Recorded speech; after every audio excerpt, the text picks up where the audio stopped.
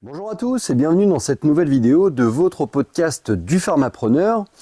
Vidéo du quotidien d'un pharmacien, vidéo dans lesquelles je te raconte mon quotidien en tant que pharmacien titulaire au sein de notre pharmacie, la pharmacie du manoir à Isnoville, pharmacien, investisseur également, dans les trois structures dans lesquelles nous avons investi une partie de nos capitaux, à savoir la pharmacie des Emmurés, dirigée par mon collègue et ami Max, la pharmacie de Pavilly numéro 1, dirigée par ma collègue et amie Hélène, et la pharmacie de Pavilly numéro 2, la pharmacie qui est dirigée par Alexis, pharmacien qui va devenir mon ami dans les mois, années qui viennent.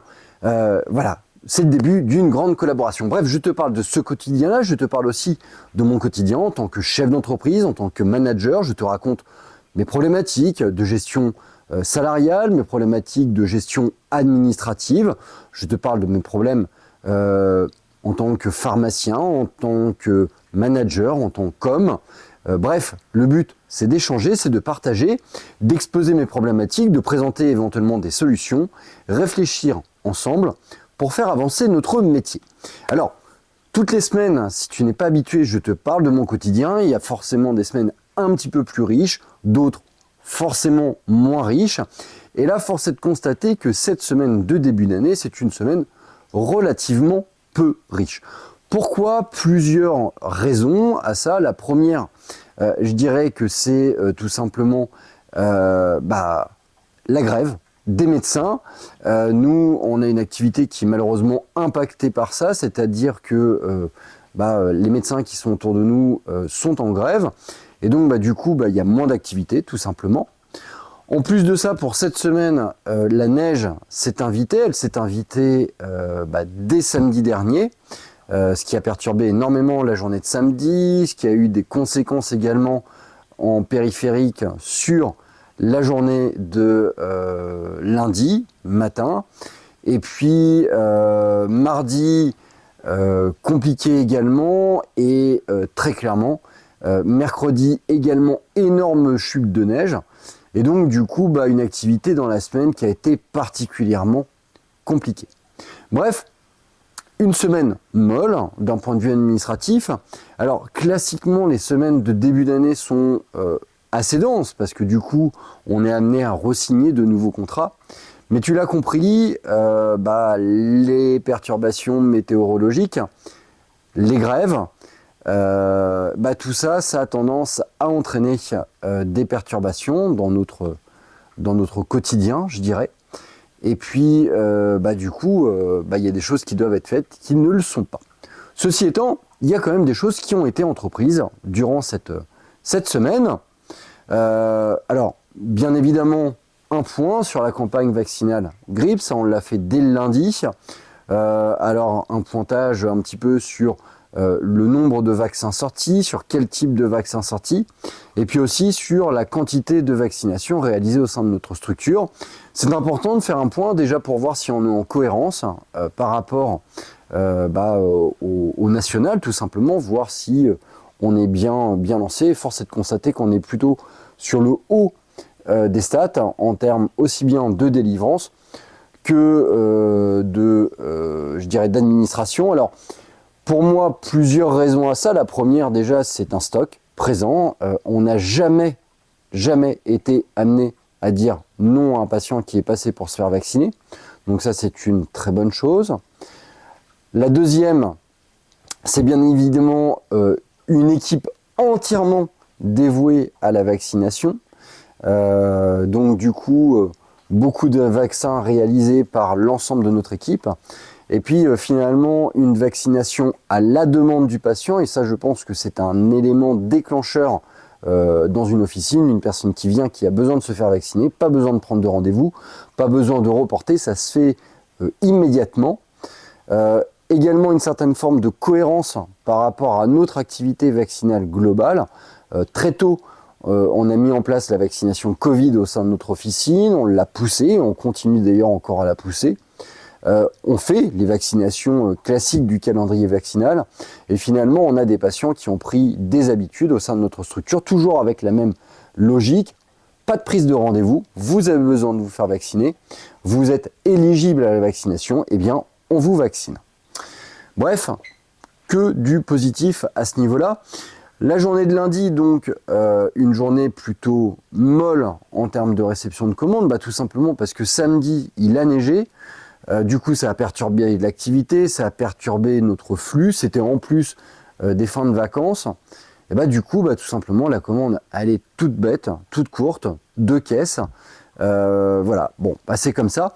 Par contre, ça m'a permis, moi, de faire un point sur le robot. Lundi, j'en ai profité, j'ai fait un énorme point sur les stocks présents dans le robot, une réallocation de goulottes, le vidage de référence qui n'avait rien à faire dans le robot.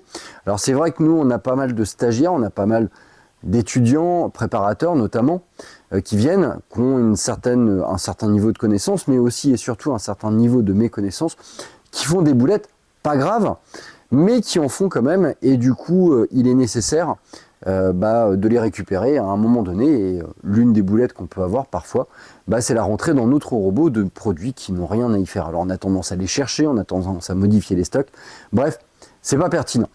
J'en ai profité également sur cette journée du lundi pour faire un grand tour sur tout ce qui est sécu mutuelle. C'est le début de l'année, on reçoit beaucoup de mutuelles, on reçoit beaucoup de mises à jour de dossiers, et donc il est important, avant de passer en tiers payant géré, on va dire, d'avoir la structure la plus nickel possible. On a décidé avec mon collègue Marc-Antoine d'opter pour un service dédié qui va gérer tout ce qui est rejet sécu mutuel.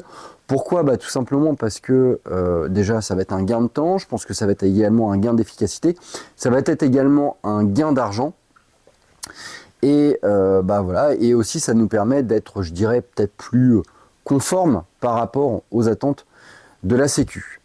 Du comptoir, bien évidemment, pas mal d'échanges téléphoniques et surtout un long temps passé le lundi après-midi pour analyser 2 pactes d'associés, celui de Maxime, celui d'Alexis, que l'on doit finaliser ensemble.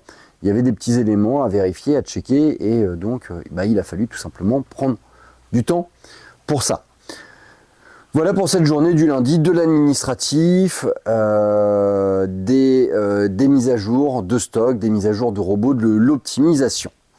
En ce qui concerne la journée du mardi, eh bien la journée du mardi, déjà pas de marché, sûrement par rapport aux conditions climatiques, pas de médecin toujours, et donc pour le coup un nombre de personnes qui est forcément plus réduite, je dirais, au sein de notre structure. Il fait froid, c'est sûr, mais pour le moment, en fait, on n'est pas encore touché par ça. La journée du mardi a été tournée autour d'un axe prioritaire. Mercredi soir, nous allons organiser notre réunion annuelle de groupe des Avengers, dans lequel on réunit grosso modo 8-9 pharmacies avec lesquelles on échange de différents sujets. Et il était nécessaire de la préparer, de synthétiser un petit peu ce qui allait être dit, et notamment sur 2 axes majeurs, à savoir la gestion des grossistes répartiteurs et la gestion du génériqueur. Bref, une grosse préparation, et notamment sur le calcul de quel génériqueur semble être le plus pertinent. Je t'en parlerai un petit peu plus loin dans cette vidéo.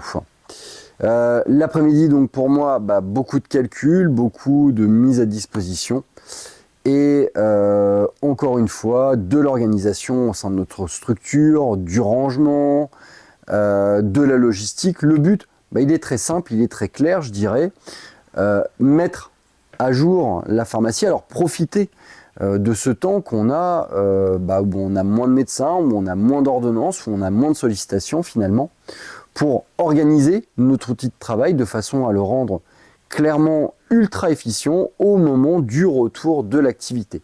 Alors ça passe par de l'optimisation des commandes, on va dire éliminer progressivement toutes les commandes de reliquats qui n'ont pas été validées, pointer les factures qu'on vient de recevoir, ça va passer également par la réadaptation de notre stock, la vérification de certaines références. Ça passe aussi par le pointage de certains avoirs. Bref, une amélioration logistique fonctionnelle que j'ai réalisée pendant toute la journée du mardi. Également, avec mon collègue Marc-Antoine, on est en train de mettre en place des outils d'analyse de KPI sur notre pharmacie. Alors, on a abandonné la gestion par le journal de bord qu'on avait mis en place depuis quasiment 12 ans, tout simplement parce qu'on s'est rendu compte que le journal de bord que l'on réalisait, il était pertinent dans le sens où en fait ça permettait d'avoir une traçabilité de ce qui avait été entrepris, sauf que ça ne nous donnait pas un suivi finalement des éléments économiques de notre structure et sur lequel on pouvait avoir une incidence. En fait, c'était juste un reporting. Donc là, on est en train de mettre en place des tableaux de suivi d'éléments qu'on peut suivre, qu'on peut tracer et qu'on peut surtout réadapter très rapidement pour améliorer l'efficience de notre pharmacie. Alors dans ces KPI, qu'est-ce qu'on peut voir par exemple? Le stock, par exemple, et la répartition du stock, la notion de stock dormant par univers, la notion également de masse salariale, de répartition de notre masse salariale par rapport à notre niveau d'activité de pharmacie, les promis également, qui doivent être mis en relation avec notre volume de stock, savoir si nos politiques de surstockage ont un effet sur la gestion des ruptures, des promis, on va dire, pour nos patients. Voilà, quelques exemples en fait d'éléments qu'on va être amené à suivre, à tracer d'une manière hebdomadaire et puis à jouer. Alors, il y a par exemple aussi la mise en place d'indicateurs liés à des facteurs promotionnels et voir l'incidence de ces éléments promotionnels sur les univers dédiés. Voilà, bref, tous ces éléments, on va essayer de les tracer, on va essayer de les stater, on va essayer de les suivre de façon à avoir quelque chose d'analytique et pourquoi pas dans un temps un petit peu plus lointain, je dirais, mettre en place quelque chose même, voire de prédictif pour prédire en fait qu'est-ce qui doit être mis en place dans l'avenir pour jouer sur la rentabilité, par exemple mettre en corrélation des facteurs environnementaux, une météo, ou des facteurs d'ordre sanitaire, genre un début de contamination grippe, et la sortie prévisible attendue d'un certain type de produit, et donc la nécessité de commander tel ou tel produit. La discussion avec mon collègue Marc-Antoine, elle a été également portée sur la manière finalement d'organiser notre masse salariale, de lui donner un certain nombre de fonctions et de gestion des laboratoires. Bref, on est dans des phases d'optimisation. Mercredi, qu'est-ce qui s'est passé pour moi mercredi? Déjà, je suis arrivé tôt pour le coup parce que mercredi, ça a été une journée avec de la neige dès le matin. Donc, je me suis rendu à 7h45 à la pharmacie pour en assurer l'ouverture et permettre éventuellement à mes collègues de pouvoir arriver un petit peu plus tardivement et en tout cas de ne pas se presser pour réaliser l'ouverture et donc de se mettre en danger. J'ai également réceptionné la commande générique, j'ai également réceptionné la commande SERP, je suis resté à la pharmacie jusqu'à 10h. À partir de 10h, je suis rentré chez moi avec l'intention et la volonté, et d'ailleurs je l'ai fait, de travailler les cours que je vais être amené à dispenser dans le cadre du DU orthopédie la semaine prochaine à la faculté de Rouen. Donc là, le but, c'est de me familiariser avec ce que j'ai déjà créé pour le DU orthopédie, donc tout ce qui fait partie du rachis d'une manière globale, thoracique, lombaire, cervical, le genou, la physiopathe, les orthèses, comment choisir, comment mesurer, la cheville et le pied. Bref, me familiariser avec tout ça, sachant que la semaine prochaine, et donc à la semaine où tu regardes cette vidéo, je vais participer à des sessions de cours pour le DU orthopédie. Le lundi matin et après-midi, je vais réaliser la présentation de tout ce qui est rachis, lombaire et thoracique. L'après-midi, le rachis cervical et donc les orthèses qui sont rattachées à ces éléments anatomiques. Vendredi, tout ce qui est cheville, physiopathe, anatomie, orthèse, mesure. L'après-midi, le genou, pareil, anatomie, physiopathe, orthèse. Et au mois de mars, la réalisation de la dernière partie qui va correspondre au pied. Bref, travail de ces cours-là. L'après-midi, eh bien, du comptoir, de l'analytique, de l'amélioration logistique, également des réponses à quelques sollicitations de la part de mes confrères du groupe des Avengers. Un petit passage au Gourmet d'Italie pour aller acheter quelques victuailles pour notre réunion du soir. Alors, qu'est-ce qui s'est passé durant cette réunion? Comment se passe une réunion? Déjà, on essaye d'être tous présents. Et puis, on échange sur ce qui a alimenté l'année 2025 et sur comment on va orienter l'année 2026. Donc, on a parlé du générique et notamment en fait de notre choix de finaliser une discussion autour de 2 génériqueurs du moins principaux, on va dire, à savoir le laboratoire Zentiva et l'association avec un numéro 2 puissant, et autre stratégie, Biogarant et son catalogue 2080 en excuse, avec une utilisation quasi totale de son catalogue. Bref, 2 stratégies fondamentalement différentes, ça reste à affiner, on va le faire par le biais de visio avec Biogarant la semaine prochaine et avec Zentiva par une réunion physique organisée par mon collègue Matt. On a également discuté de tout ce qui est conditions grossistes, répartiteurs, voir un petit peu ce qu'on nous proposait. On a discuté également des conditions de groupement, parce que le groupement, ça devient un sujet clé, je dirais, dans l'économat global d'une officine, puis également au-delà de l'économat de sa dynamique, avec la mise en place de stratégies commerciales, de cartes de fidélité, d'accompagnement managériaux, de mise en place et d'outils pour réaliser les services internes à une pharmacie. Bref, le groupement, ça devient un élément important, fondamental, du développement économique d'une structure. On a parlé stratégie, bien évidemment, on a évoqué les différentes stratégies qu'on en avait mis chacun dans nos pharmacies, et puis encore une fois, c'est l'échange, et c'est comme ça que l'on s'améliore par l'écoute active, je dirais, de ce que font les autres, et le partage également de ce que l'on fait. Une soirée qui s'est terminée à 1h30, ce qui nous a donné aussi l'occasion de profiter de l'accueil de nos collègues de la pharmacie de Franqueville-Saint-Pierre qui ont repris une pharmacie là-bas, un outil super, plein de possibilités, plein de développements possibles. Bref, on leur souhaite que le meilleur.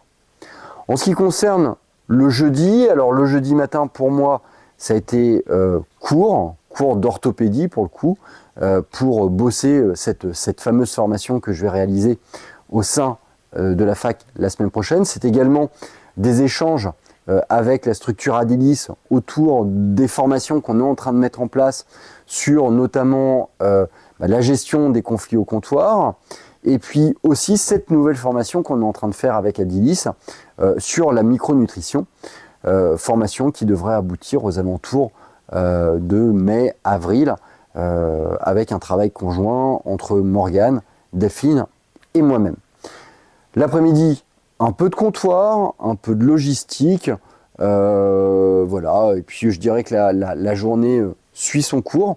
On en a profité également pour réaliser des anticipeurs d'eau, alors d'une manière peut-être un petit peu avancée. Pourquoi ? Tout simplement parce que les conditions climatiques ne sont pas bonnes, il y a des difficultés pour obtenir des rendez-vous, on a besoin de rassurer les patients, et donc du coup on a anticipé ces anticipeurs d'eau de façon à pouvoir permettre à nos patients d'avoir tout ce qu'il faut comme il faut, et surtout nous donner la latéralité au regard de conditions climatiques qui peuvent être parfois défavorables. Voilà, fin de cette semaine, tu vois, ça a été une semaine relativement courte, peu de rendez-vous parce qu'au final, les rendez-vous qui devaient être réalisés ont été annulés, tout simplement à cause des conditions climatiques. Et donc du coup, une semaine finalement très orientée logistique, administration, amélioration et développement. Sur ce, je te dis à bientôt pour une prochaine vidéo sur ton podcast du Pharmapreneur. Si tu as des questions, des commentaires, si tu as besoin d'échanges, n'hésite pas à les mettre en commentaire de cette vidéo. Comme d'habitude, n'hésite pas à t'abonner à la chaîne du Pharmapreneur, ça me fera plaisir et ça fera monter cette chaîne dans l'algorithme de YouTube. Je te dis à très bientôt sur cette chaîne, et puis n'hésite pas aussi à aller sur le site internet du Pharmapreneur. Il n'y a qu'une seule adresse à connaître, c'est www.lepharmapreneur.fr.